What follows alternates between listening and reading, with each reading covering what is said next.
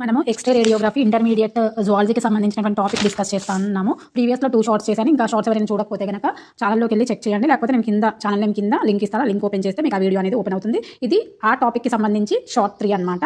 ఓకేనా.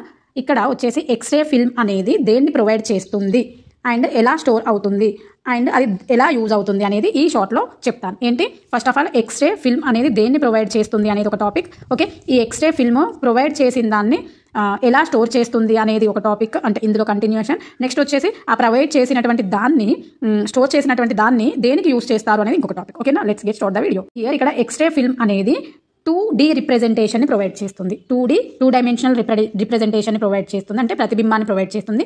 దేనికి సంబంధించినటువంటి 2D రిప్రజెంటేషన్ అంటే బాడీ పార్ట్స్లో ఉన్నటువంటి ఆల్ స్ట్రక్చర్స్, ఓకే, దేహ భాగంలోని అన్ని నిర్మాణాలను కూడా వాటి ప్రతిబింబం రూపంలో ప్రొవైడ్ చేస్తుంది.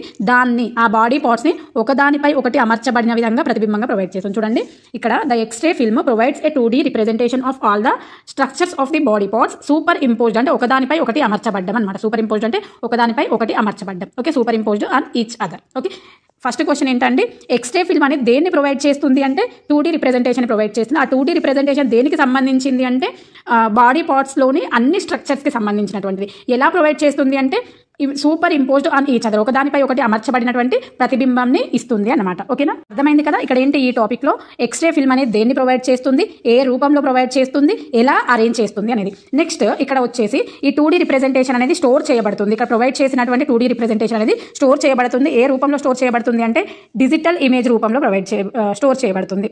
ఇక్కడ భద్రపరుస్తూ ఉంటారు. ఎక్స్రే ఫిల్మ్ నుంచి ప్రొడ్యూస్ కాబడినటువంటి ప్రతిబింబం అనేది భద్రపరుస్తూ ఉంటారు. ఏ రూపంలో, digital image or X-ray radiography రూపంలో భద్రపరుస్తూ ఉంటారు, స్టోర్ చేస్తూ ఉంటారు. ఈ విధంగా స్టోర్ చేసినటువంటి డిజిటల్ ఇమేజ్ కానీ ఎక్స్రే రేడియోగ్రఫీని కానీ ఎందులో యూజ్ చేస్తూ ఉంటున్నారు అంటే it can be used to diagnose or treat patients by accessing the presence or absence of the disease. అంటే ఇక్కడ ఈ డిజిటల్ ఇమేజ్ని డయాగ్నోస్ ద